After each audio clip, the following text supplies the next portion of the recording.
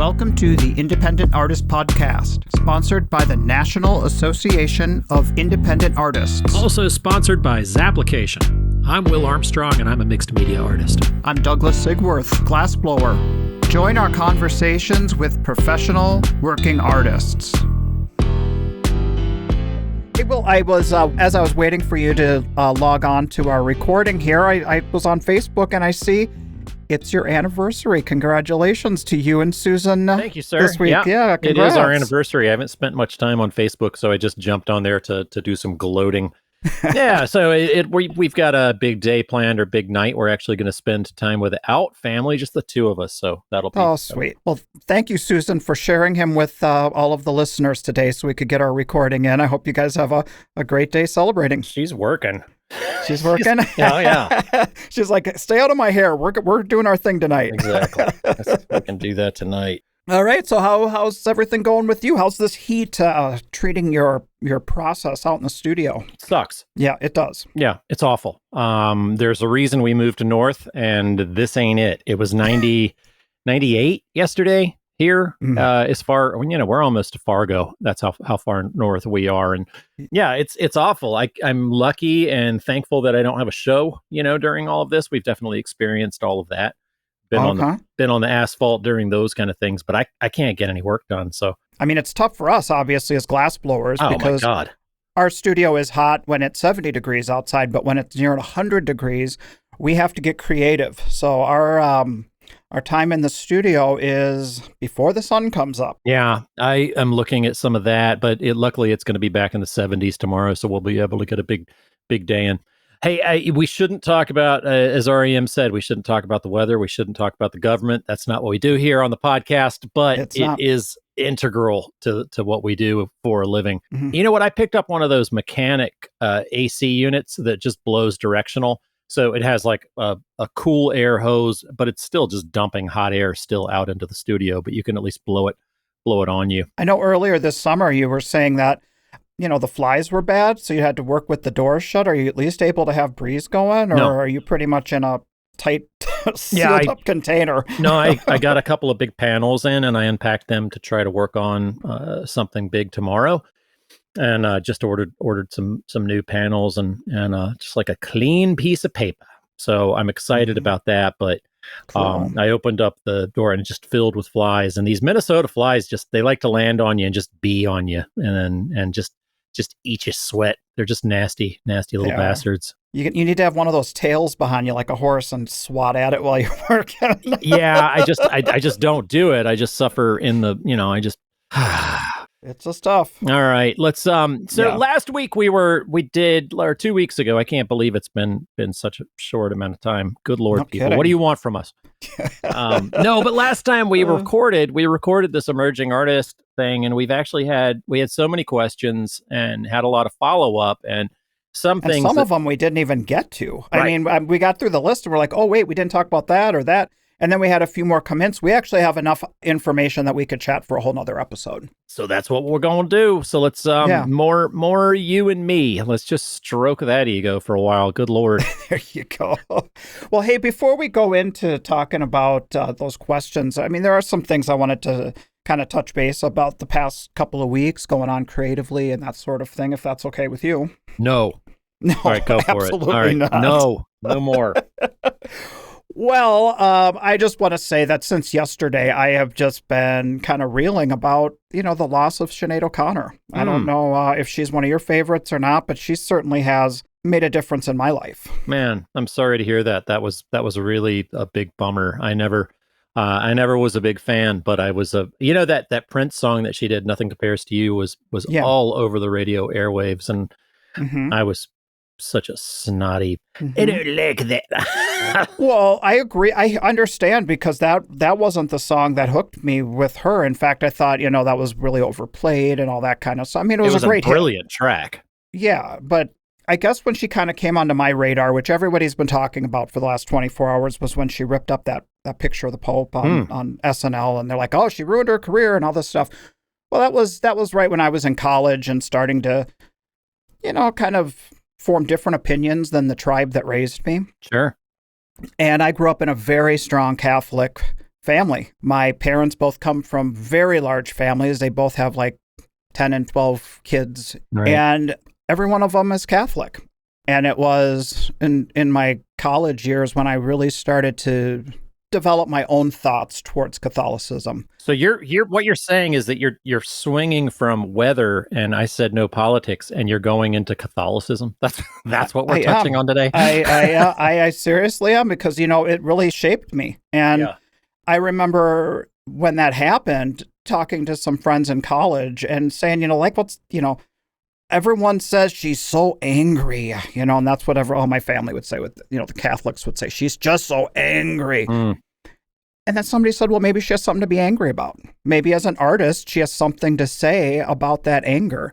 Yeah, that's really interesting as far as like it's what makes a difference in our lives and what dictates even our our thought process and our art and it's amazing the different artists and what kind of impact they have on our lives. Talking about mental illness back in those days, that was kind of like groundbreaking. And I feel like nowadays it's not any easier, but at least we have the ability to acknowledge and talk about mental struggles and not have it be so taboo. Sure. Well, I've got to say that lately, I've been kind of all over the place. I mean, the heat has not been helpful. My stresses, my anxiety have come in getting ready for this next set of shows because my foot is just not getting any better. And so I'm like been in my head a lot. And I just feel like as artists, how we feel internally really affects our ability to make work and to function and to move through the universe in a peaceful, easy way. It's something that we should maybe talk about at some point, maybe have a guest or amongst ourselves. Yeah, it's a great topic. What it's about. Yeah, I mean, how we deal with our struggles is a huge thing, and maybe that's a great topic to bring up with another guest. If you guys out there have any ideas on how we could further that talk or ways we could bring up the mental health struggle that we all kind of go through from time to time, whether it's good old fashioned self-loathing or your classic alcoholism that you see in the hotel lobby. It just is what it is, right? I mean, it's something we all kind of face. It is. And when it comes down to what you just mentioned about alcoholism, for example, I mean, those are strategies to cope, right? I mean, Sure. we all come up with things either healthy or unhealthy that get us through challenges, that get us off to the next show, that get us out of bed in the morning, whatever that may be. I'll tell you one thing that helped me this week with kind of getting in my head with stuff. Two things, actually. The first one was I saw the Shaun White documentary on Max. Okay. Man, he is an inspiration. I mean, I wouldn't say I've been a fan of his over the years. It hasn't really registered much on my radar. I mean, I've known about him. But this documentary, just about the extremes he put himself into to achieve his goals, are just so crazy. And I have to say that as an art fair artist, I can relate on some level. The risk is so high out there for what we do. It is. And we talk about that calculated risk all of the time. And, whether it was facing, traffic accidents or even when we faced COVID, it was all just part of the calculated risk. And that does have a tendency to take a toll. I mean, I feel like the financial struggle or the financial hole that we got ourselves into starting this, and from time to time we find ourselves in again, you have to have kind of a strong mental core to be able to weather those, to be able to weather that force or that tension that you're pushing up against. But, you do. You really do. And then the other thing I wanted to say is, how sometimes Facebook can or social media can kind of be that doom scrolling thing that takes you, in a downward spiral. Right. I actually had something come across my feed. The algorithms must have knew I needed a little pick me up because Jeff Goldblum came across me a video of him. Have you ever heard the video of him quoting George Bernard Shaw? No. This quote is brilliant. I think it's brilliant. And it totally it gave me the pep talk I needed, and it kind of got me out of my head. And if you'll indulge me, it's kind of a long one, but I'd like to read it for the for the episode here. So George Bernard Shaw, playwright, he's also, I would say, kind of a philosopher and an intellectual. Yeah. And so here's his quote. He says, "This is the true joy in life, being used for a purpose recognized by yourself as a mighty one. Being a force of nature instead of a feverish, selfish little clod of ailments and grievances, complaining that the world will not devote itself to making you happy.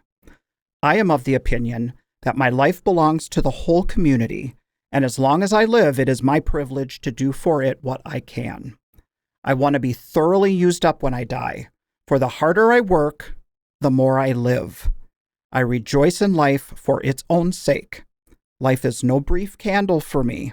It is a sort of splendid torch that I have to hold on to for the moment, and I want to make it burn as brightly as possible before handing it on to future generations. That's amazing. I mean, how applicable is that to us and what we do? It totally got me out of that, like, wanting just to sit down in the middle of my studio and just not move anymore and just be like, fuck this, you know? Right. I'm sick of standing on this foot that hurts. It's been a little bit of a rough couple of weeks here. It's funny you were talking about the mental health and the women's rights and Sinead O'Connor, and I did have something to bring into. I saw Barbie yesterday. Okay, it was too hot I saw that too. Loved it. It was too hot to work, so we went to see Barbie, and I thought it was hilarious that apparently there are people that have problems with it, because it really is just like, it's just kind of a power women movie. Which I didn't expect. I thought it was hilarious, and it's just a good time. So I did not think it was going to have a message. You know what I mean? I didn't think. I thought it was just going to be kind of this farce, right? And it was, but it had a point. Yeah, and it was hilarious. So I really enjoyed that. So there's my recommendation for. We will go see Oppenheimer, but we had the kids, and we did not want to. It's funny though; it didn't seem like the kind of movie you want to have like a little girl's birthday party. No, but that's what was in the theater for us. It was like a packed house, and there were like 2 or 3 little girl birthday parties. Okay, I was like, oh, hi. When I found out that Greta Gerwig was the writer and the director and all of that stuff with it, I'm like, okay, this is going to be something that I wasn't expecting it to be. Yeah, so I was pretty totally. excited. She did Lady Bird, and if you're fans of that movie, what was the other one that she did? That's the only one I know. I can't remember. I would have to take a break Google and it yourself, Google it. folks. Google it. Find out what else she's done. She's a smart, nuanced director. I think she's awesome. Yeah, so. And she's a lady director. She's a lady director. Not just a director. Sorry, that's a joke, folks. Put your pitchforks away. This episode of the Independent Artist Podcast is brought to you by Zap, the digital application service where artists and art festivals connect. So I've started using the events list feature in Zap to search up some different shows to fill those holes in my schedule. I feel like I should have something to say, but I wasn't really listening to you because I'm looking at the events list right now, and It's pretty cool. Okay, so you drop the menu down, and there at the bottom, go scrolling all the way, about third thing down in the smaller print, it just says events list. That's right. All of the shows appear here regardless of their application deadline. You can use the filtering and the sorting to narrow down your search so that you can find that right show that fills your desired time frame or location. I know a lot of people love that calendar. I like seeing the list of events. I like scrolling through and doom scrolling late at night. It's like online dating. They don't let you swipe left or right, but you can figure out who you want to date in the coming up year. And speaking of Googling things, you don't have to Google things anymore, folks. You can just ask your good pal, Douglas and Will. So here we are for your emotional support and your artistic queries. Once again, we said this last week, and I feel a little weird answering questions sometimes because this is just 2 people drawing on our experience. And certainly there are many different ways to kind of build your own wheel, but if you don't want to reinvent the wheel every time, we do have some experience that you can kind of draw on. And some of these answers that we're giving you this week and last episode are things that we've learned from other people too. So they're not just our own words, but they're the words from our peers and our own mentors. So take it with a grain of salt, right?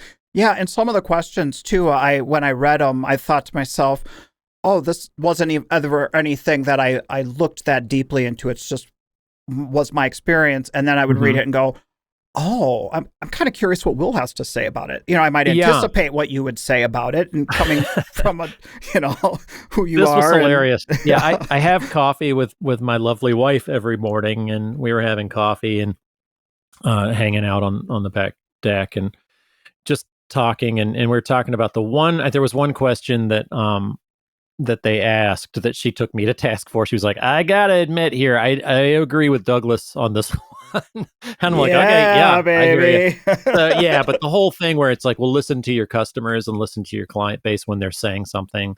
A lot of times they're trying to tell you something.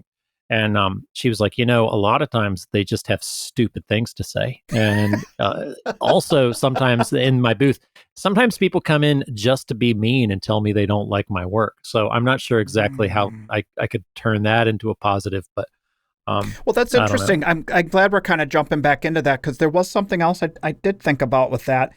And that is sometimes, Renee and I've talked about this, that people go out for one reason, right? They go to a show maybe because they're lonely or they need inspiration or they're looking for an event to do, but they're not, their primary intention is not to go home with anything. Mm-hmm. And so you might find yourself in a conversation with somebody that feels like it's going nowhere, but they just needed a friend to talk to. Sure. But there have been so many times where we've actually converted somebody like that into a sale, so you just really never know where things go. You can't shut things down all too quickly.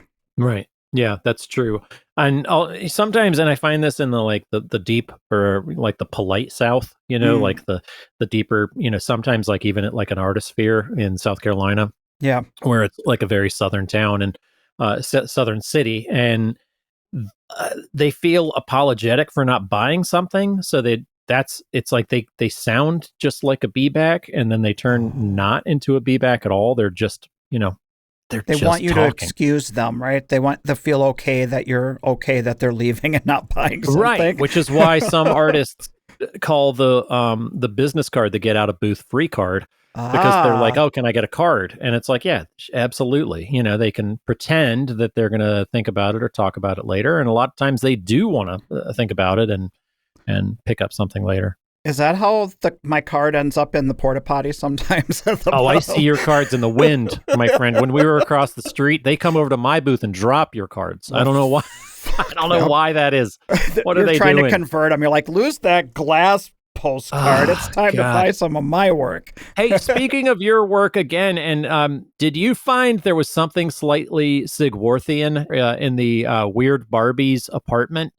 Kate McKenna's apartment, there was a glass structure that was in the corner. I was like, that looks a little bit like one of your towers. It was glass, so yeah, thank you for noticing that. Okay. Sorry. But no, it's kind of modeled after what Chihuly does with his squiggly bulbousy thing. But gotcha. On to other things here, sir. Let's do you want to hit us with the first question of the week? Yes. It actually kind of comes back to something we talked about last week about all these opportunities that you get presented. And sure enough, right after I brought that up, I got an email from a show called the Incognito Arts Show, offering me an opportunity to be a part of a show of unknown artists. It sounded very tempting, Will. Well, congratulations on that, sir.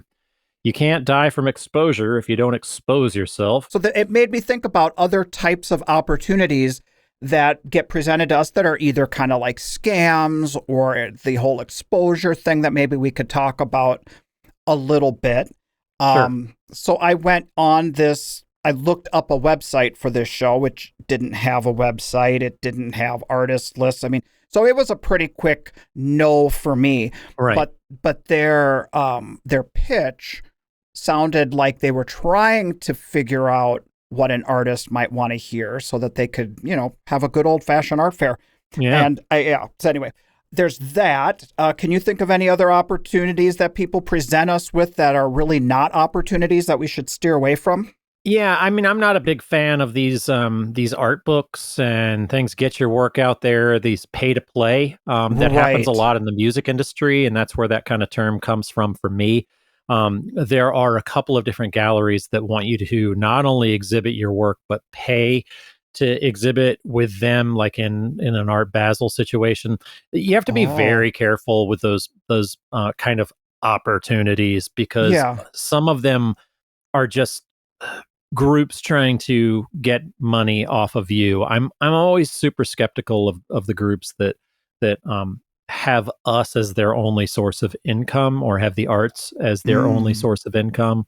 So be careful of that. Be skeptical. There are galleries in Manhattan, and who doesn't want their work in a gallery in Manhattan when they first start out? It sounds very tempting. Yeah. Oh, absolutely. And it's just not the opportunity that you think it is. It's they see somebody with the arts and they're like, oh, well, you want to be here. Why don't you just pay? And then it's the exposure is not that great. It's just something to watch out for. If it sounds too good to be true, it's always too good to be true.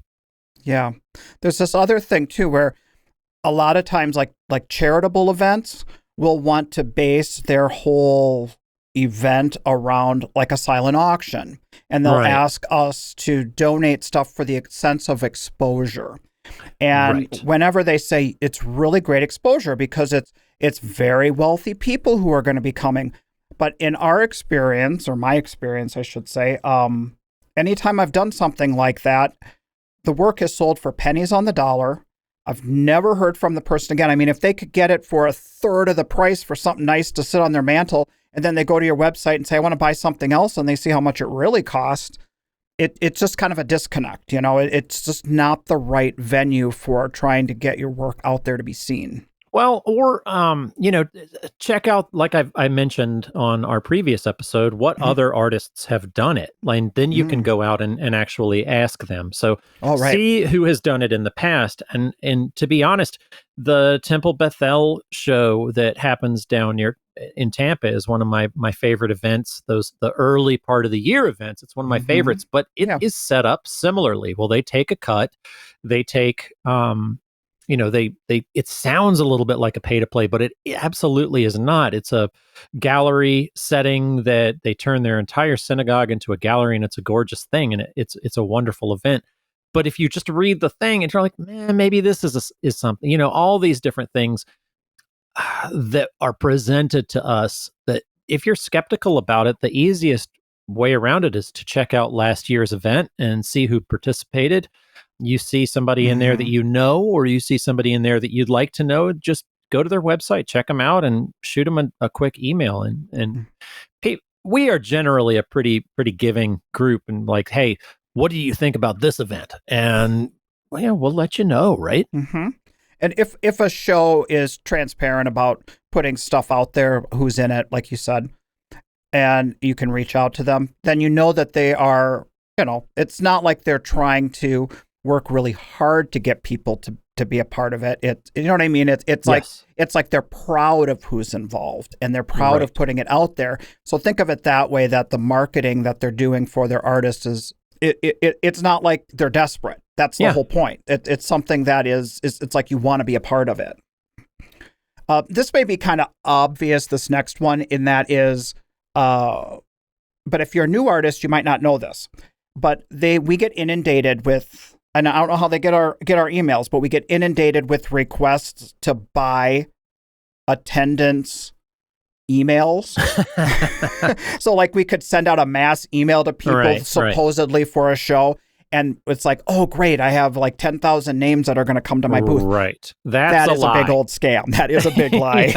That's nothing. That is and don't even email them back and troll them. It just encourages more of that stuff happening. So that's a quick and easy one. Be like, hey, you want to skip Old Town this year? Well, we've got the client list. We've got them all for you. They don't. No. Also, bullshit. same thing. There are trolls out there trying to troll us for hotel bargains and things like that aren't necessarily true. So there are a lot of scams, a lot of different emails, and the scammers are getting better and better too. So be super careful. There is also another one out there where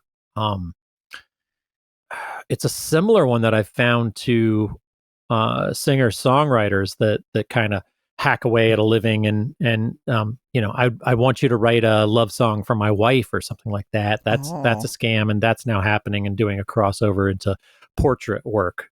So you have to watch out if they sound like a scammer, they are a scammer more often than not. So check that out. You can do a quick search on anything. But And that's another good one, like we talked about, going on to any of the Facebook artist groups, and just before you respond, put the question out to the community, and maybe you'll get 10 people back right away and go, oh, I got that one too. That's, so then they can, it might be a good resource to hear back on. It could be a good resource. It's also a really good way to have David Bierstrom laugh at you. He's going to make fun of you real quick, and then you'll know, right? Then it's good. That's good. Okay. I tease. All right. Another thing, this was funny. I did go to a show where I had a gentleman and his lovely family. Like everything about him in person seemed like like a scam. But I was like, I'm meeting you, and you just picked out the piece, and I'm literally shipping this to Saudi Arabia. And wow, yeah. He paid for the shipping, and did he say he was looking over his wife's shoulder and she was admiring your works on the computer? I mean, it kind of did. Yeah, she's the one that saw it first. I'm like, I am noticing that my wife really loves your work. It is our anniversary, and I work for he worked for a Saudi Arabian prince. Wow. And he was their music teacher. Fell in love with the piece. So anyway, I got the money. It's still that was a real one. It's been a couple of years. So. Yeah, so sometimes they actually may seem scammy, but they are real. Right. So yeah. Right. So do your due diligence, but don't get burned.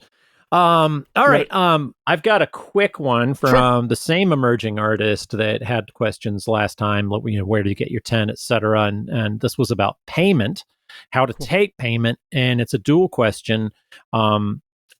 Take all forms of payment. There's your easy answer. They want to give you money, take it. Yeah. You want to take cash, take cash. You want to take checks. Some people are worried about the checks, but I'm not. I take them as well. Just get all of their information and whatnot, and all the different credit cards. And if the credit card fees are too high, then you haven't priced your work properly. Credit card fees should never be an issue for taking something. So go ahead and do that. Yeah. The other part, do you, I will ask this to you, sir. Do you list the price of your work in your booth? And you have the title and the price and everything written out in your booth, and how do you display it? Well, we used to use a method that I would not recommend, which was I would do little price stickers on our work itself. Okay. And at some point in my mind, I felt like it cheapened the work because a 3D the sticker artist. Was on it. Obviously, a painter 2D is going to do something different for how you price it. But I felt like having like a little handwritten sticker or even a printed out sticker on the actual work itself, it cheapened it. It made it look like a product.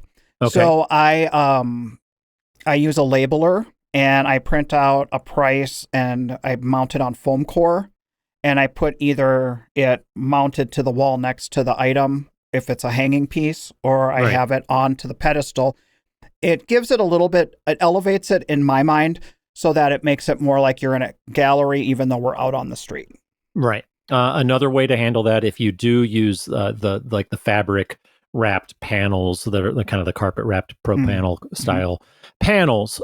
What's really nice I found is that quick answer to your question, yes, price it, because it cuts out so many of the conversations that you're going to have with people that can't afford your work or that don't really want it, because they're just going to ask you how much and you're just going to have to tell them. So might as well have it there. I like to have a little more about each piece.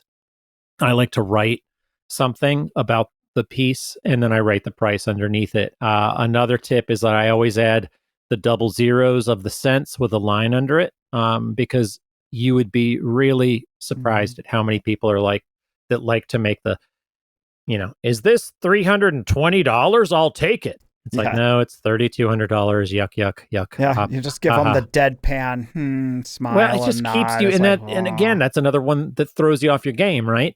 Yeah. Anything that can keep us from saying, yeah, whatever, asshole, in our head. It's I don't even want to think it. Yeah. Right. So price it. Yeah, absolutely price it. Put the cents on there so that they don't say something dumb or get confused, and be super clear. I've also seen some artists that I just super respect people that we've had on the show do more of a gallery setting. Helen Gottlieb does this. Her husband Dylan does this as well. Dylan Straczynski does this with his amazing work as well, where you do a price list that's just mounted in one area, and then when something sells, you can just put a red dot. And if you're having a great show, that can really make things kind of exciting for the customers as well, to feel like they've entered a big gallery show. I think that's a nice way to handle it. There's a lot of ways to do it, and you mentioned this last week that I thought about and wanted to respond to. Is somebody had said to you about, you don't want the booth to look picked over. If you sell out, you've somehow failed or whatever, that whole idea. Right. And at some point in my career, I was walking a show and I saw somebody who had red dots on the wall next to pieces. And it obviously was something they were going to deliver, so they were going to keep it hung. Sure. And they maybe didn't have other pieces in the back. And honestly, it created a buzz in me, like, they've got 4 red dots in here. There's 3 pieces left. And it's like, oh my God, they're hot. And it made me want to buy something, even though I had no intention of that. That's funny. And I think that does translate to the collectors, that sense of, this is a really hot artist here. Yeah, absolutely. And I'm not sure if I finished this thought, but the fact that if you got a Pro Panel, the jagged side of Velcro fits to that really well. So if you want to make little placards, you just stick this on the back of the placard and it just sticks right to the fabric. Right. So that's an interesting way to handle it. Since I talked about how dumb I was in wrapping my booth in wood and aluminum channel, it doesn't stick to it anymore. So I have to mount it to the back of the piece and have it stick out a little bit, which does not look quite as sexy, but I'll turn you on to some handy tack. That's what I use, like the poster tack, and you can just stick it right in there and it sticks through the whole weekend and you don't have to. Well, yeah, that works for some. Unfortunately, with the wood, I sealed it with oil, so it's got an oil, so it's really great in the rain. You can't stick anything to it. So your booth looks really good, even though it's heavy. Will, it looks really good. Cool. Yeah, it's great. No one cares. Yeah, no one cares. Doesn't help sales. I ripped my shoulder up, but dude. So quick shout out to our good friend Sarah Bean. Said she's the one actually that said if you sell it all, you've failed. You either haven't priced it. So she reminded me of that. She's like, I think that was me, and I'm like, that was totally you. So shout out to our good buddy there. I thought it was somebody else who shall remain nameless. So I don't think Sarah was all that offended by that, or if she's listening. I don't think you can offend her. Honestly, that's what's so great about her. Unoffendable. Yeah. Oh, you know what? Here's another tip for you, Douglas. Real quick, since we were talking about the fabric wrapped panels and the Velcro, that actually works really well if you have lightweight paintings. I know some artists have just mounted those on the back and stapled them to the back of their pieces and just throw the work right up on the wall, like stick it up there on the wall. Also, when it's super windy, I used to put little tabs on the backs of my paintings, and it would stick right to the wall and keep the wind from flapping up under it. So that's another tip for you. That's good. Good All deal. Right. Next, we have a question about somebody who's done art shows. They like doing art shows, but they don't want art shows necessarily to be their only funnel. Chris Dahlquist has talked about that. That's exactly who I was going to bring up. Yeah, about having multiple funnels. So maybe we can talk a little bit about other opportunities that can round out an art show artist's career or way of making money. Sure. Do you want to handle that one first? Sure. How about... Or do you want me to jump in? Well, I think maybe the most obvious one that comes to my mind is working with galleries. Of course. Yeah. So, I mean, you probably have more. I haven't worked with galleries for years just because I hate them. No, I don't hate galleries. I love galleries. Certain galleries I'd love to work with, sure. But anyway, why don't you talk a little bit on galleries a bit? The galleries only work for you if you're comfortable taking 50% for the price of your work. So if you're comfortable doing that, if your work is priced at a certain point that you can take it for wholesale, the problem is you can't charge more for a piece and be like, okay, if I have a piece that's $3,000 and if you sell it to the gallery for $3,000, they're going to charge $6,000 for it in their space. So Mhm. really, they have to, in order for it to make sense, and in order to price your work at the same, you've got to price it at like say $1,500, and then they price it at $3,000. So you have to make sure if you are dealing with galleries that you have priced your work even at art shows to be wholesale. You're saying your work needs to retail price match their retail price, yes? Yeah, it can't be drastically different, or it just confuses your audience, or it pisses somebody off, and you're going to have somebody come and talk to you. If you're like, I bought this painting from a gallery, it was $6,000, and I see you selling the same or similar piece for It $3,000. pisses the gallery off too that you're undercutting them. Exactly. So you have to have a good relationship with your galleries. What I was saying is that in order to sell, like if you are going to be comfortable selling at galleries, Mhm. then you have to be priced on the street at a point where you'd be willing to take half Exactly. of what you're offering. Mm-hmm. And that is hard for some people because some art fair artists really fluctuate. They will go how the market will bear. They might change their prices from show to show. They might, change it from region to region. And you kind of have to have some sense of stability across your website, across the gallery, across what you're showing on the street to keep all of the different people who are representing you happy.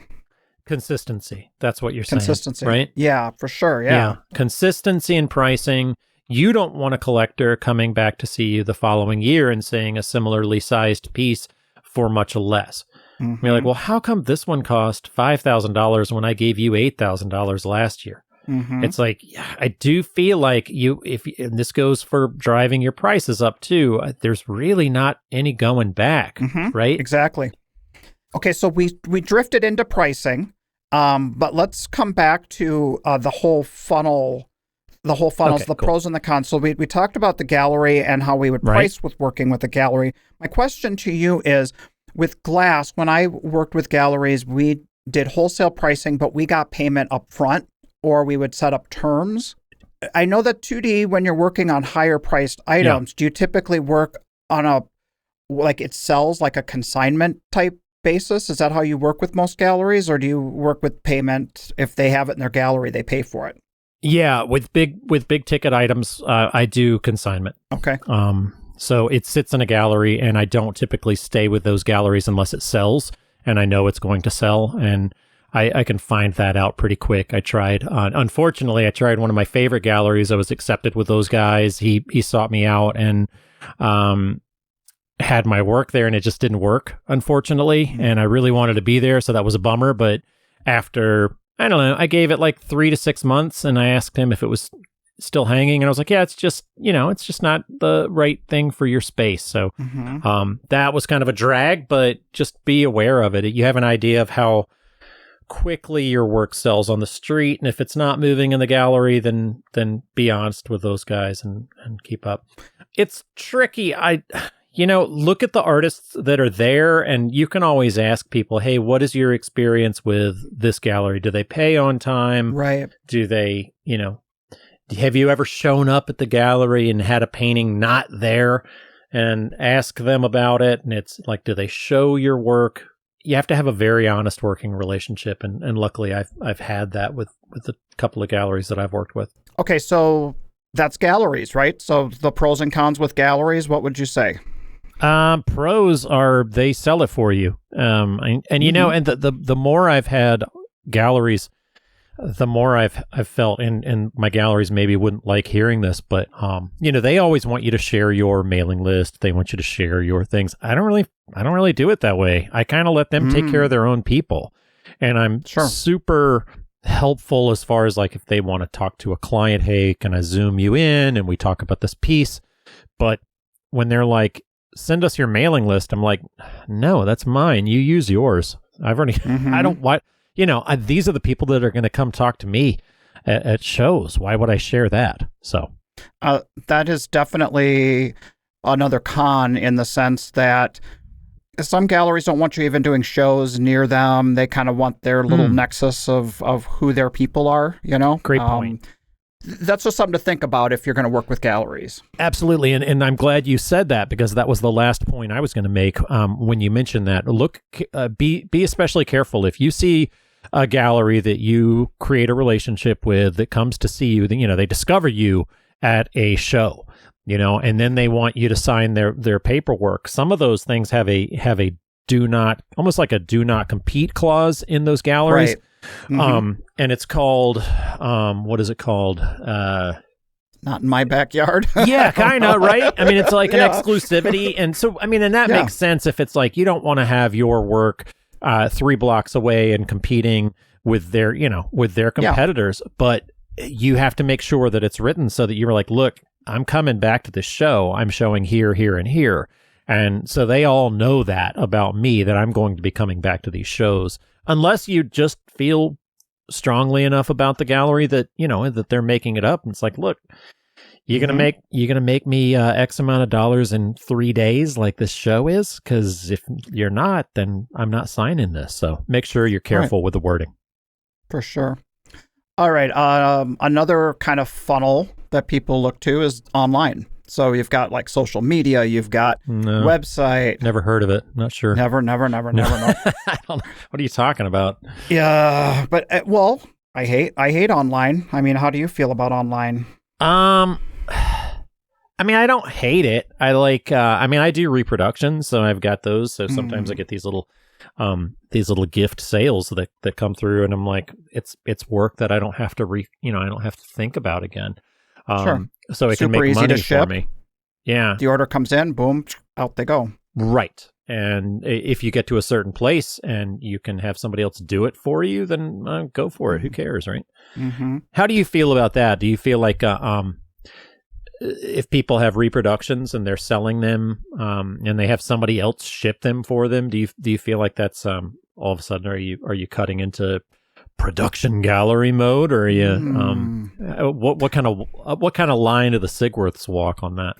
I guess I haven't ever formed an opinion on it, just because it's such a different medium than what we do. There's no way I can have a shelf full of stuff that is a photocopy of, or I'm just, that's probably not the right word, but it's a what's that?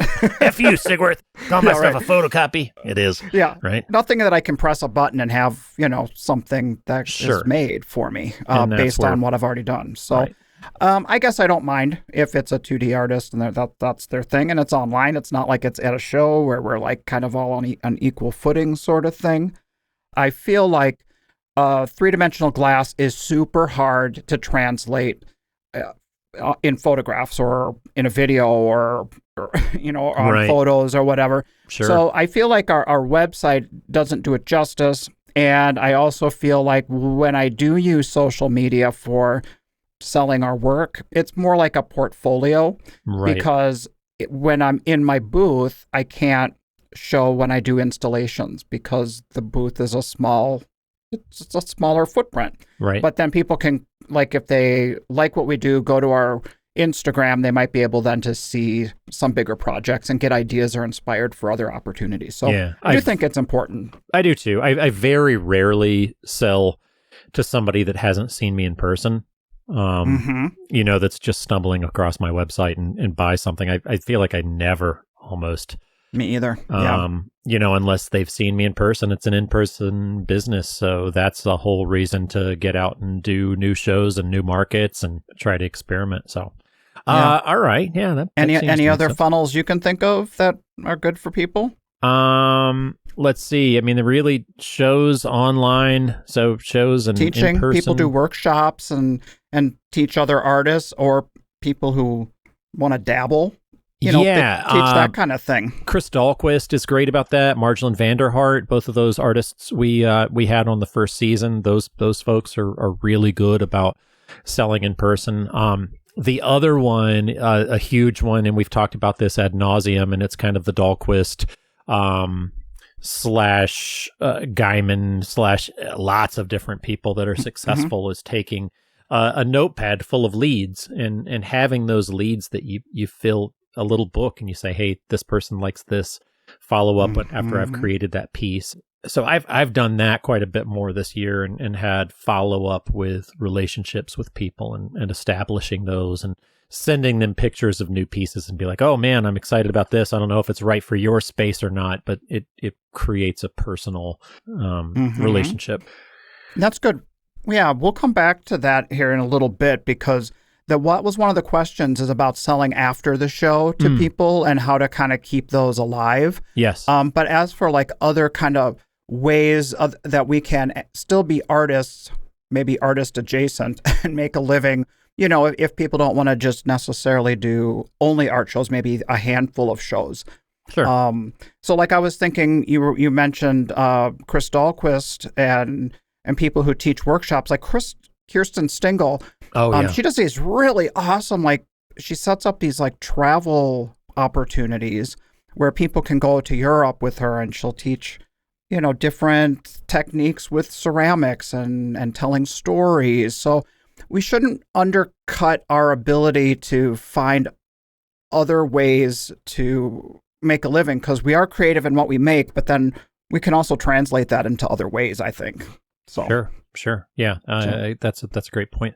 Yeah, I mean, we've had so many different artists that keep different irons in the fire and have ways to get their work out there. But the way I personally look at it is just those kind of those three, really. I mean, just face to face, online, and galleries. So galleries. Cool. Our next question is about insurance, and I'm going to ask you about that. How do the Sigworths handle insurance? Are you insured if a storm comes in, or if if you happen to send a projectile through a nice little family and glass projectile, not good. Yeah, exactly. So how do you guys handle that?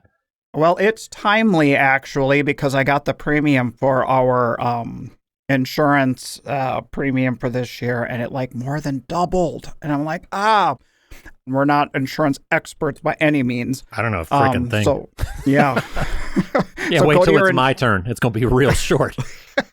Go to your insurance agent and have them talk you through it. But these are some of the questions you might want to ask somebody who knows what they're talking about anyway. Yeah. So when the shows, like we'll say we need to have a certificate of insurance on file for you, what they're really looking for is a liability. Well, if you hurt somebody at the show, then there's a blanket coverage because of your booth blowing over or your work hurting somebody, that sort of thing. Yeah, they're passing the buck because they used to cover it themselves, and now they want us to. Yeah. I think I had like 10 certificates of insurance that I had to present this year, for sure. The shows I do. That's typically. Here's my take on insurance. I only do it if they make me. Okay. If they have to show them the certificate, then I'll go and I'll get the little thing and I'll show them the thing, and I grumble about it behind their back. I'm terrible. I don't have any if advice. Somebody do you do just a per show? Like, will you do like the $25 per show premium or whatever? Or how does that work? Yeah, just with the aftermarket. There's an organization out there that the shows often offer as a catch-all if you don't have a policy. Right. So just look at whatever the show is telling you to do there as an option. But yeah, there's lots of things, lots of choices out there for how to get your insurance. I hate insurance. There's a jingle for you. I just made one. I just made it.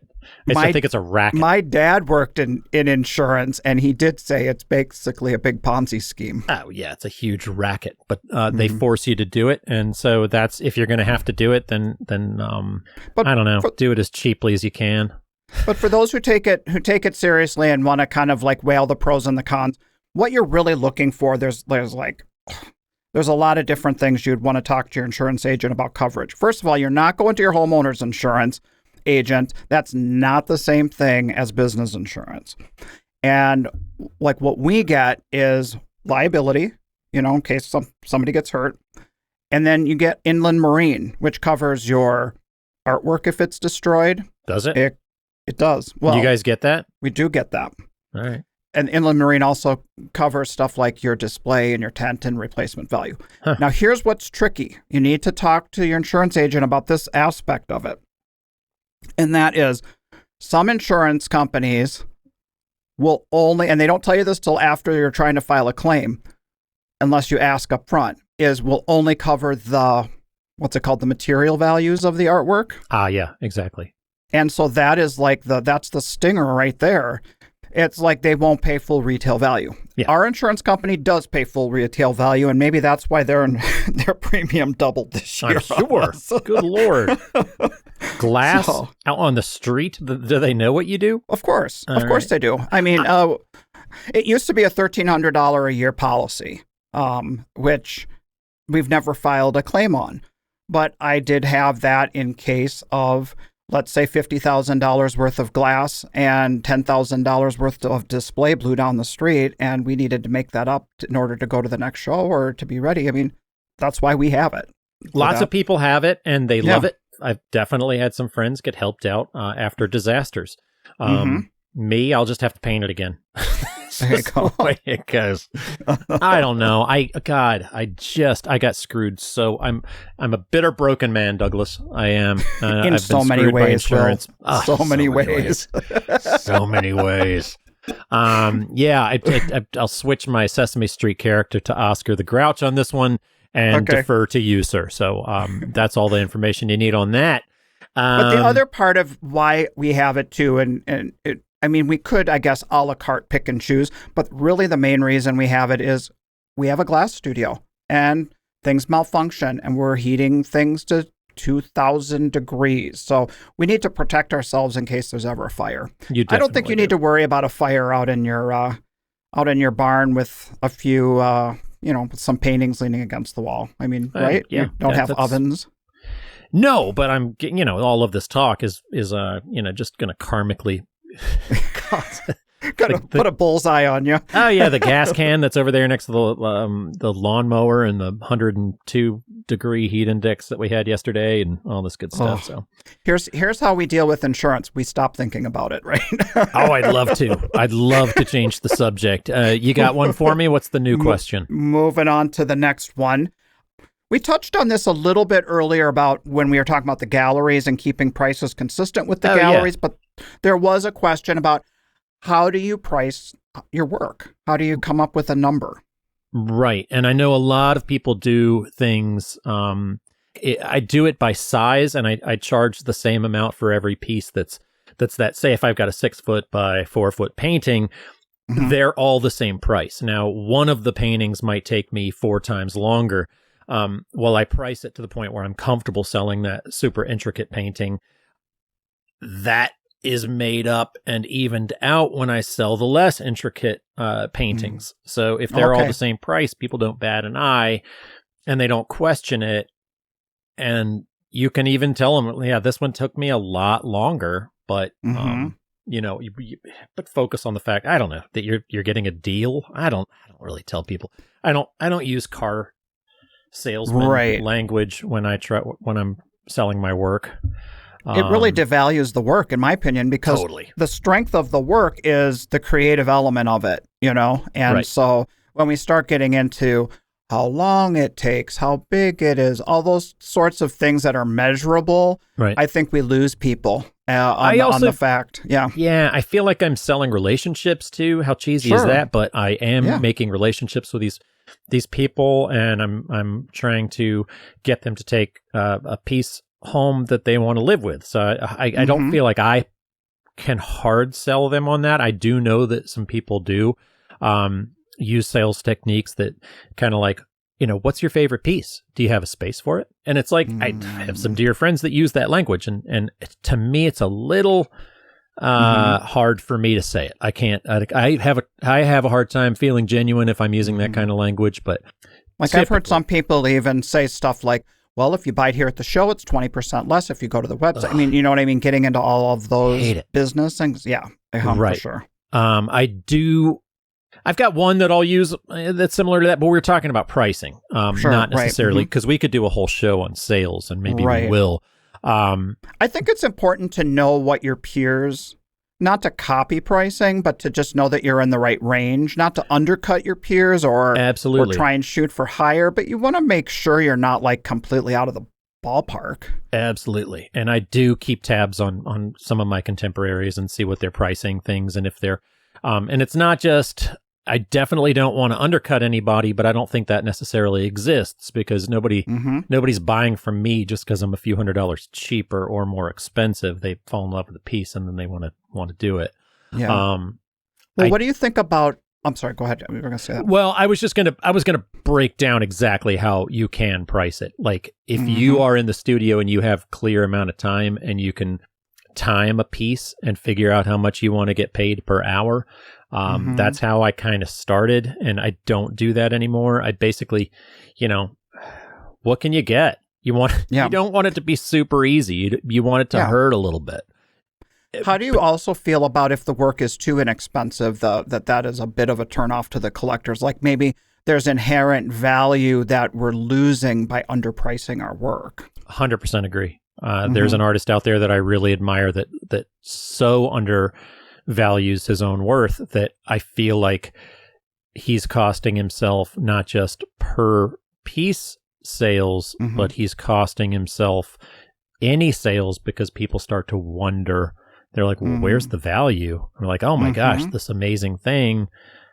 You're only charging $800 for it? And it looks like it took you a long time. And all of a sudden, you start to question it. Because there are people out there that are buy-sell artists that are artists. They're, they're vendors. They're the vendors. Right. But you go to these cheaper kind of county fair kind of shows and you have these people who are doing buy-sell and selling these trinkets. And they're like, if it costs $1, it was mass-produced in China. Whereas that's when people start to question if it's underpriced, they question the value. So don't sell yourself short. Like the Zachmans were talking about in their talk that I had with them, the last interview I did, they were saying that the collectors are trying to fill in the blanks to make you better.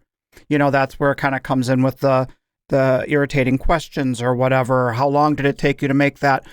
And if we present them with a price that is like a head scratcher, like so low, like it's too good to be true, that pierces the whole bubble of the value in their eyes of who we are and what we're making and why, you know what I mean? Yeah. So we don't want to, for the sake of just because we want to make a sale, undervalue our own creativity and our own skills. Yeah, I love that point that they made. That I thought that was a really good one.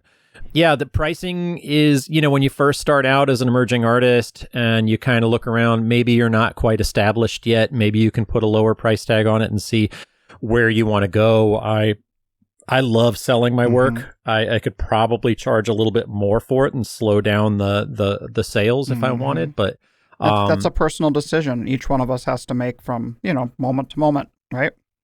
So yeah, exactly. And the same thing in stocking your booth, which we mentioned, and this was another point that somebody had texted me and made that point. It's like, can you handle sitting around all day and not selling anything? Like, what kind of person are you? What kind of artist are you? I have, there are plenty of people out there that only sell these gigantic, expensive things. Those are the only things that they sell. Well, you have to have a certain kind of character that is going to take to remain interested and excited about your work by the end of a long, busy day while you're watching and seeing all of your friends sell all of this work in their booths. And it's like, well, your business model is set up for big numbers. And sometimes those big numbers, as Aaron Heckenberg says, are round. Come with zeros? Yeah, you got to have big, you could have a great big zero just because it's people aren't in the market for what you're selling and you don't have anything for the smaller Sure. spaces.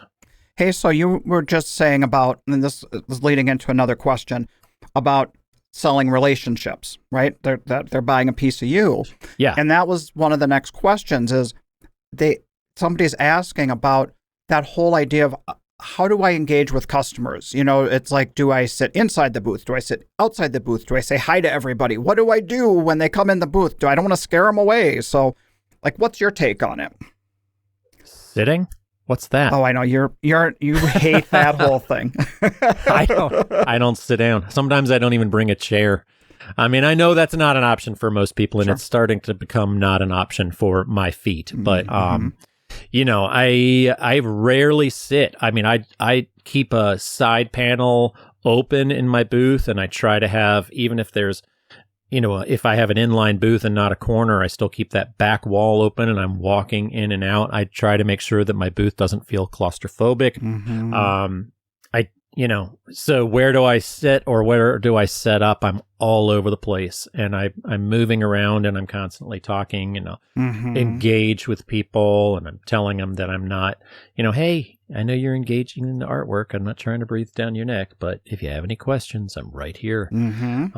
Approachable, I'm just making yourself approachable and that sort of thing. Absolutely. Yeah. Or I'll use people that aren't interested in the work as much as the people that are being super shy, and I'll talk to a kid about it, and I'll tell them something super interesting. If a little kid is looking at my work, then I'll talk to them, and that makes the parents more agreeable to me, and they're excited about that, but I might not be selling to them. Or I'll use like a teenager who's like, whoa, this is cool, and you can be like, yeah, this is just this, and you never know who is listening when you're talking, so you might as well talk to this person. If the other person isn't interested, then you can kind of tell whether they start to kind of warm up, and then you can seamlessly switch to the other person. But it's kind of it's like a dinner party. And you're the host. You're just constantly talking.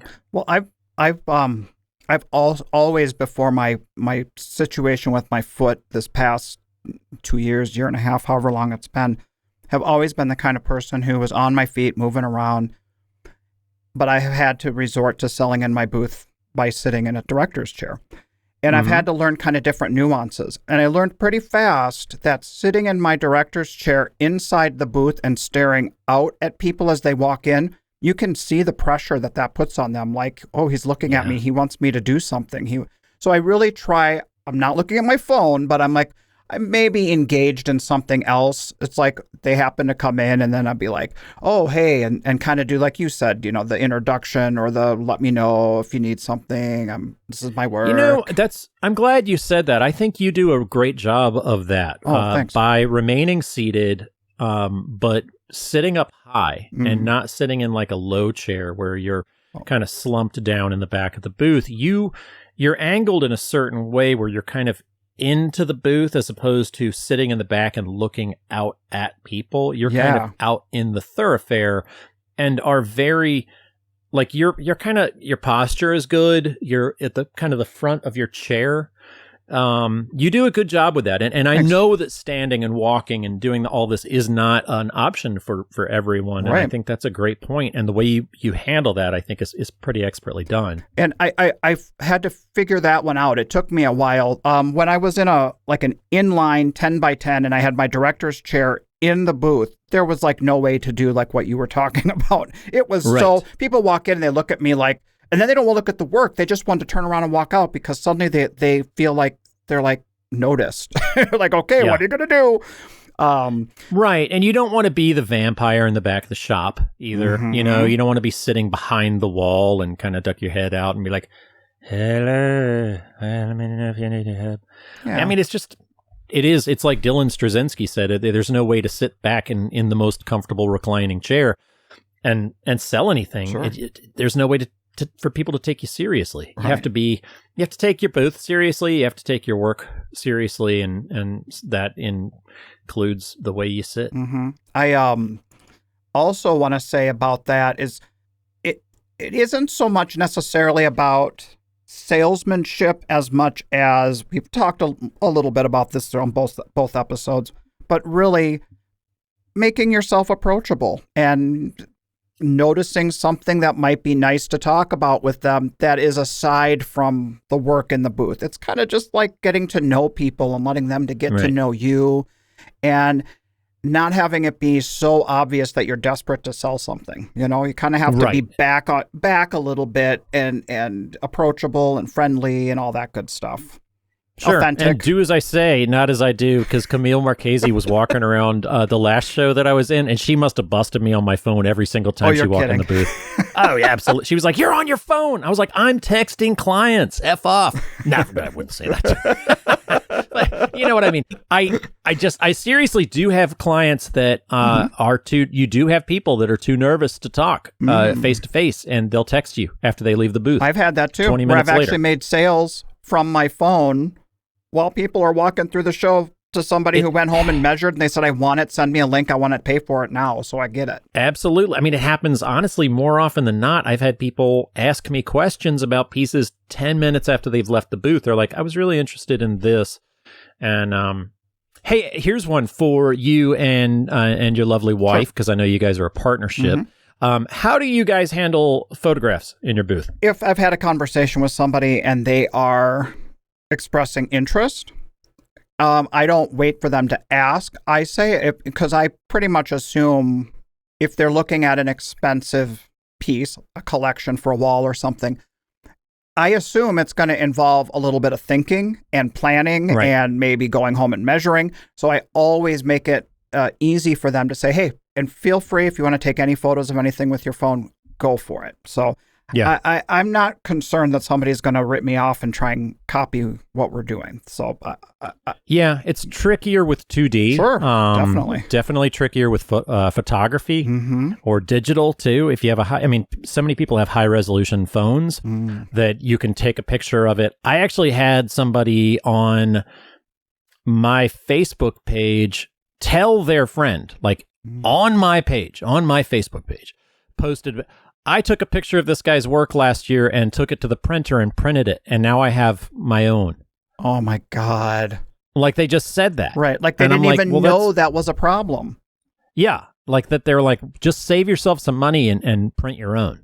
That being said, I'm still Mr. Take a picture whenever you want. I don't ever say, I've said this a bunch of times on the show, but I try never to say no. Sure, right. Like even if somebody asks me the stupidest question you've ever heard, is this watercolor or is this photography? And I'm like, well, that's flattering. I always say yes, even if they're wrong. I'm not lying to them. I say they're wrong by saying, yes, I can see how you think that it might be photography. I'm actually hand drawing all of this and my line work is such, but if you get up a little closer, you can see the brush work in my paints and my inks.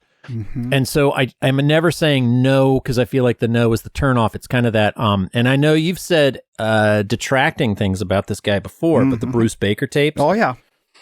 And that's a whole sales thing. He's made his money and cut his teeth on sales and teaching artists how to sell. I've come up on a lot of that stuff. My wife's listened to those. I think there's a merit in some of the things he says. Some of the things kind of make my hair stand up on the back of my neck, but yeah, some of it's super cheesy, but I mean, there's so many great things about it, but I definitely do that thing where I'm like, I try not to be negative in my booth, or I try to be, everything's like a yes, or everything's like witnessed you turn yourself into pretzels trying to get a yes out of some of these comments, like the whole, I think you said once somebody asked if your work was decoupage. You're like, it does look like decoupage. Absolutely. Well, it's a very similar technique. And then you describe the technique that doesn't have anything to do with decoupage. Right. Which is fine. I don't care. They're just trying to make a connection. So don't take the stupid comments too seriously unless they're, sometimes, like my wife pointed out, sometimes they're just trying to be mean. Yeah. And if they're just being mean, I think they're maybe more mean to her than they are to me, because I'm the big scary man. And you might growl at them. Don't make small talk with a volatile stranger. Well, we get I think I might have even talked about this on the show, though. People will ask about, oh, you must love Chihuly. You must be inspired by Chihuly. Just because that's their only glass reference, It is, right? Yeah. So I try and segue that into talking about what we do without discounting or making it seem like that question was dumb, so. Right. And that's the thing. I've made people feel dumb before, and there's nothing good about it. There really isn't. You're not going to get any laughs. And maybe you'll tell your friends that later and they'll get a laugh, but they're like, man, that was dumb. That was harsh. Behind your back. I mean, it's just not a good move. Sure. It throws you off your game. It can spoil, until you shake it off. Right. Just can't do it. So another question about selling is an artist wrote in, there's certain markets that she does that aren't like the fine art shows that a lot of us travel to. And it's kind of local and kind of low commitment. And sure, she was talking about how a customer came into her booth and wasn't expecting something like what she was showing, like the quality and the price was kind of out of the wheelhouse of what they were expecting to encounter that day, but they really liked it and they really wanted it, but they needed more time. And our question was, how do I convert that into a sale? How do I, get over that kind of unexpected situation that they're experiencing?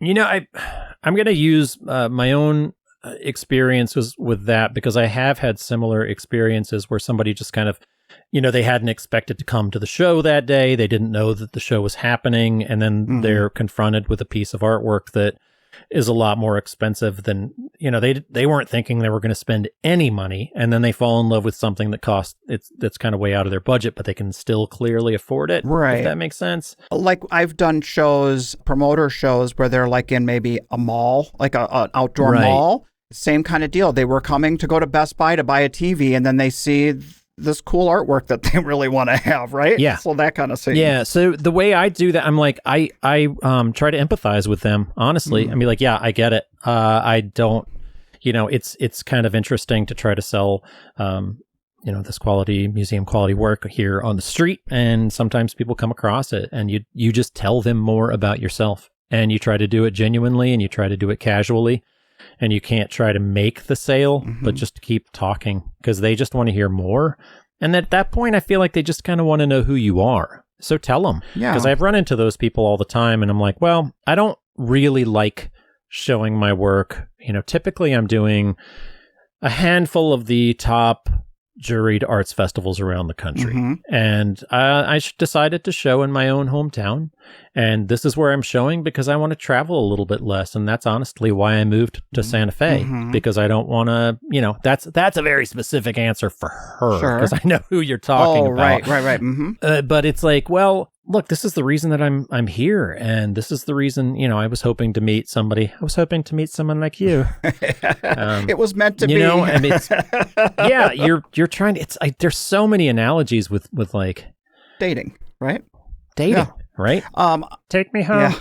Well, I was thinking about, like you said, if you acknowledge that you understand where they're coming from, like, whoa, if it were me, I would be kind of the same thing. I kind of had my head set on a couch or a TV, wherever I was going to, I wasn't thinking about artwork, and then just keep the conversation going about what makes you special, what makes your work special. Don't say TV again. Why is that TV? TV. Television? TV. It's a TV. TV. That was the emphasis on the wrong syllable? Emphasis. Syllable. Yeah. All right. Well, another question kind of tying into that topic about sales is, after a show, when you've planted all these seeds, or somebody is on the hook for something that is substantial, how do you follow up? How do you not lose that? I feel like the more, and this is something I've learned from friends of ours, but I feel like the more quickly you follow up, the better, because once they're out of the booth, they're off. It's like fishing. It's super hard to get them to bite that hook again. Are you saying like that day? Yeah. A lot of times they'll leave the booth, and I'll even text them and be like, man, I was excited about that talk. I hope you'll let me do something for you. There was this one client that came in that they'd gone back to get their checkbook, and they came back and the piece was gone, and they were clearly pretty heartbroken about it. And I texted them immediately, and I was like, I've never felt bad about a sale before. That made me feel bad about that first sale because you guys were so sad. I really hope you'll let me create something special for you that's unique. And the thing is, that's very genuine. That's not a lie. Oh, yeah. I mean, I really think that when we communicate with people, whether it's afterwards, that needs to be the kernel, that it's a genuine connection. Yeah. I mean, I don't know. And so often you think something is you get their contact and they're like, yeah, I definitely want something. And you just never hear back from them again. And those are great people to just add to your mailing list and to keep on. Or you can be like, hey, this one didn't work out. If you're not ready for this, you can, I'm going to add you to my mailing list. And you can take that mailing list and go as in-depth as you want. If you want to take notes, like Dolan, in her episode, they talked about how they create kind of a database about the collectors and what the collectors even talk about they might be interested in someday, and then they can categorize that. So anybody who's kind of like wanting to know more about that after sale thing, that's a good episode to check back on. It is, and I know the Grushevenkos do similar things, but are different. But it's all super genuine, you know. It's all very. It's something that they would say anyway to people. Well, my thought here on this one is when Julia told me in our talk that Julia Gilmore's episode, which was a few episodes back. Anyway, she said, this season. Yep, this season. She said if somebody gives her their contact information, that she will follow up, even if she doesn't hear back, until they tell her, I'm not interested anymore, or they buy a painting. She sticks with it. How do you feel about that? Like it's dating. I do it exactly like I went back in the Wayback Machine. I only asked people out once. I mean, I don't know. Maybe I should follow up a lot more, but I'm kind of like, I send out that email. You're right, though. Different personalities can maybe get away with that. And she's cuter than I am. She's way cuter than you will. Right? I mean, let's be honest here, folks. Who's bummed out to be hearing from Julia Gilmore? Nobody, right? Right. Yeah, I mean, that's the thing. You don't want to like bombard them, but then you don't want to like let them slip through your fingers either, because what if they really are interested? You just either catch them at a bad time or... Oh, I definitely add them to the mailing list, and I've been known to go back and be like, hey, I thought of you again. Here's a piece. So that's not true. It's not just it's not one dip at the well, but I'm not going to hammer people until they say no. Right. Like every day. Are you interested? Are you interested? Remember what you talked about? Yeah. I was taking a shower this morning and began thinking of us and our relationship where we talked about that painting. Okay, I'm getting a little uncomfortable right now. Yeah. Okay. But it's getting hot in here. So the nature of what we do, we sell a lot of our work right out of the booth, cash and carry kind of thing. But from time to time, we maybe get 1 or 2 projects a year that involve designing and planning. I mean, we're talking big projects that add up to multiple shows. So, and in those cases, you kind of have to handle that kind of a collector differently than somebody who's maybe putting something in their house over their mantle or something like that. And I guess what I've learned doing that over the years is the first part is they're inspired by, what the artist does, and they want that as part of their project. Then the next layer under that is all business. It's all business negotiations. And I have felt at first like I was afraid, because now we're talking numbers that are much higher than what like you sell in a booth. You kind of become comfortable with a price range of what you can sell and what you can say and what you can maybe push a little too far and then lose it and be like, okay, next time I'll do it differently.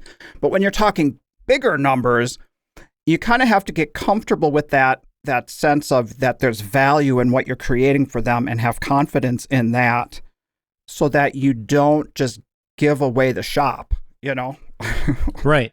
And you can, I like to set it up with those big ones. I've had those too, where I'm like, look, the kind of job that we're talking about the price range between X and Z. If that's something you're comfortable with, then I think my next step is going to be to put together a nice proposal for you with, like a Photoshop proposal. I do those quite a bit. And, that's a great way to do it, because then you're not wasting your time when they're really looking for something that is completely out of the, too low of a price point that you couldn't even consider doing. Right. And you also are giving people the opportunity, like never give them everything, don't put that proposal together. Don't waste your time on the proposal if they're not comfortable with your price range. Right. Also, tell them how excited you are about their space and this. And you're like, man, I can really see my work in here. If you'll let me, the next step is going to be this, and you make it sound tantalizing enough for them to bite on it. And I typically like to say those on the phone. I hate talking on the phone. Yes, I you really do. Yes, I you just, do. I hate it. You're like, can you text me? Yeah. I'm like, why am I am I talking right now? What's happening? I mean, you'd think, but I just hate talking on the phone. Yeah. But unfortunately, when you're talking dollar amounts, it's super easy, especially if there's some wiggle room or you're really trying to get a read on people. We all have become excellent poker players, Yeah. and you can catch a read on somebody more through their voice and what you're kind of putting an inflection on certain things about the piece, or whether how you're coming off if you're actually on the phone. Yeah. Yeah. I mean, you can tell from their reaction versus, let's say they don't respond to the email or whatever for a while.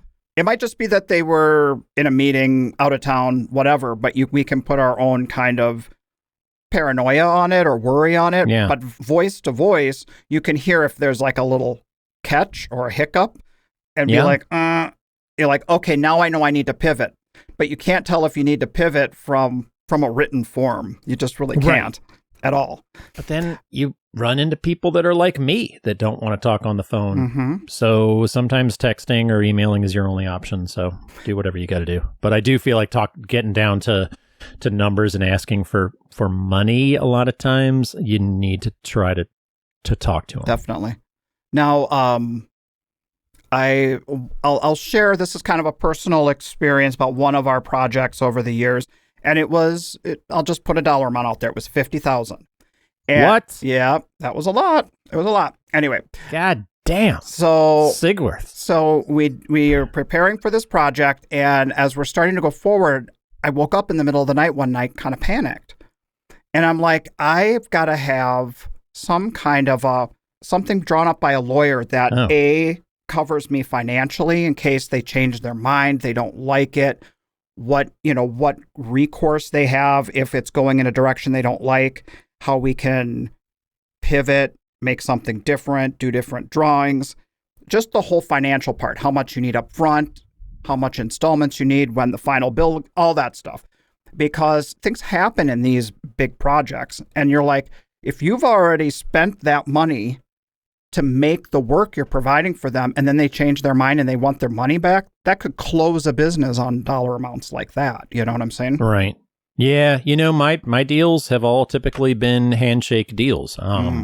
They've all been like your deposit. I've never, gosh, I should probably have that in writing too. Like, what your policy is, but like a non-refundable down payment or how much you get back. I mean, like this is your deposit, and then the rest is due upon completion. Is pretty much all I say. Mm-hmm. The rest is due upon completion plus shipping. And it's different per artist. I mean, a glass artist, we spend a lot on materials up front that then we can't use if it's something custom. Right. Similar with jewelry. I don't know if other artists feel like their material costs are so much lower that it doesn't matter as much to them if they lose a little bit of the creative period, and if they could sell it anyway. That's a whole different thing you need to decide. Yeah, I mean that's a similar thing with a custom painting. The way I handle custom work, and not that you asked, but hey Will, how do you handle custom work? Oh, that's an interesting question, Douglas. Let me tell you. The way I handle it is I will tell people that I work, and this is true, I work from a photo reference that I create in Photoshop. So what the style of my work looks like. I'll send you the photo reference that I'm going to draw from. Mm-hmm. You approve the photo reference knowing what my style is, and we go from there. All right. The next question is, an artist had written in about like personal struggles that they have with keeping their business going as an artist, and wondering, how do you actually know when it's time to throw in the towel and pivot or do something different? From shows and making artwork? From making artwork, doing shows. Like, when do you know? I mean, do you just keep going and just fighting through it and hope something will turn around, or do you go with a backup plan? Ugh. Is there any? I mean, it's so personal, individual, I'm guessing. Yeah, I don't know. Yeah. Right. I'm sorry. I mean, personally, Gosh, we've had lots of lows, and we have reached some points in our career where we felt like, I wonder if this is going to work out. You know what? I did it. I did that. we did see the writing on the wall, and I had to do something different. So I do have an answer. So you did do that. That did happen for you. Yeah, I actually did do that. Okay. So my previous body of work was very much like autumnally shaded geometric abstracts, right? And it was, B+ to C shows that we do and grind it out, and it just became something where you'd see it everywhere. You'd see that kind of look everywhere, these blocks of color, whether it was on I mean, even the wall in like a movie set, or even like at Pier 1 you'd see it, and it was time. I mean, the writing was on the wall, the work was on other people's stores. It just was unoriginal, and it got really boring. Okay. And I had to draw from my illustration background and change my body of work. So that's why I changed the body of work when I did, because it had stopped selling. So if you have was that scary to start to step into something new, or was it was exhilarating? Scarier to go to shows and that you used to be making a certain amount of money and make a third of it. That was what was scary. You have all these bills and commitments. So I find a lot of artists to be very inspirational. I see people changing their body of work all the time. Dylan Straczynski's sculptures are incredibly exciting right now to see that body of work, and museum quality work that is really, really blows me away. He completely changed from his paintings, and it just, if you have a body of work that's not selling, when the deadlines for the next shows are. Create 3 or 4 different pieces. You already have the shows lined up, so create some new work and see if it sticks. I remember in Daryl Thetford's talk with you first season, where he was thinking about branching off into a new body of work, and he had a couple of pieces at a show just kind of like in the back, leaning against, and he saw the reaction, and they just happened upon it, and that started a new thing. So you can kind of introduce them into a show. I mean, you can't like show up and have that be your whole new body of work, when you've juried in with different stuff. But you can at least start to gauge people's reaction as you're pivoting your work, if it's gonna work with the audience. Sure. Well, I feel like we had a kind of a major struggle, and it wasn't because of the art shows. I mean, the art shows were what they were, and we had kind of a life pivot. Our son got sick. He got diabetes. Oh, man. And that totally changed our whole world, because this was before the Affordable Care Act, and the self-employed health insurance companies were writing exclusions into their policies. Yeah. And we had no idea that after he got diabetes, that this was one of those diseases they were going to exclude. So what does that mean for us? What is it going to cost? Well, we realized it was going to cost us about $10,000 a year for his care. Oof. And that was at a minimum. There was, if things weren't stabilized, there was going to be hospitalizations and stuff, which could double and triple that. So I'm like, there's no way we can do this on an artist's salary. And so I started investigating other options. I thought about going to school to be an art teacher or to teach glass blowing and figure out insurance just for the health insurance benefits. I recognize those challenges that people have out there, but luckily things started changing. Wisconsin passed laws that allowed all children to be covered, so he was able to go on state health care. And then Affordable Care Act happened, and we were able to keep doing what we love doing, and it worked for us. But that was our lowest of lows, with knowing if we were going to have to give up this career that we worked so hard to build up to that point. Yeah, or him, just drop him off at the fire department, and best of luck, son. Yeah, gotta go. Too soon. Now we got to do what we got to do, soon, right? It means Will. never too soon. You've met me. Oh man, yeah, it's hard. It's a struggle. How much more do we have on the docket? Do we have any more questions we want to run through? That wraps up everything that we've had, sent in, and we really appreciate. I mean, some things you and I probably take a little bit for granted, just because we live it, and sure. As you and I start talking about about these topics, it's like, oh yeah, and then there's this, and then there's that. This kind of segment and these questions are the kind of things that Douglas and I really want to work into the show. The more interactive the show becomes, I feel like the stronger it gets. Definitely. So please don't be shy and reach out and if you have any queries, please don't be shy and reach out. Douglas, what's the best way to do that, sir? Our email, which is independentartistpodcast@gmail.com. We will read those, and we love talking about it because it like you've said this plenty of times, will wind us up and listen to what we have to say. Turn the key in the back of the giant Ken doll and see what he says. Well, we have a lot to do. We've got a big show coming up here, so we should probably stop talking and get back to work. What do you say? Get back to work. Renee's already in the studio. She's cussing you. So get back out there and help that poor woman out. Yeah, we got all of our blowing done this morning, Will. And now this afternoon, we're going to be in our basement studio grinding away. Gross. Have a good time with that. No, nothing. Nothing. No, I don't. It's not even vaguely tempted. Not going to say a thing about it. All right, folks, everyone. It's a pleasure as always. Let's get back to work, all of us, and we'll put a fork in this episode. We'll see you in a couple of weeks. There's some exciting things coming down the pike. All right, take care, everyone. This podcast is brought to you by the National Association of Independent Artists. The website is naiaartists.org. Also sponsored by Zapplication. That's zapplication.org. And while you're at it, find us on social media and engage in these conversations. Be sure to subscribe to this podcast to be notified when we release new episodes. Oh, and if you like the show, we'd love it if you would give us your 5-star rating and offer up your most creative review on your podcast streaming service. See you next time.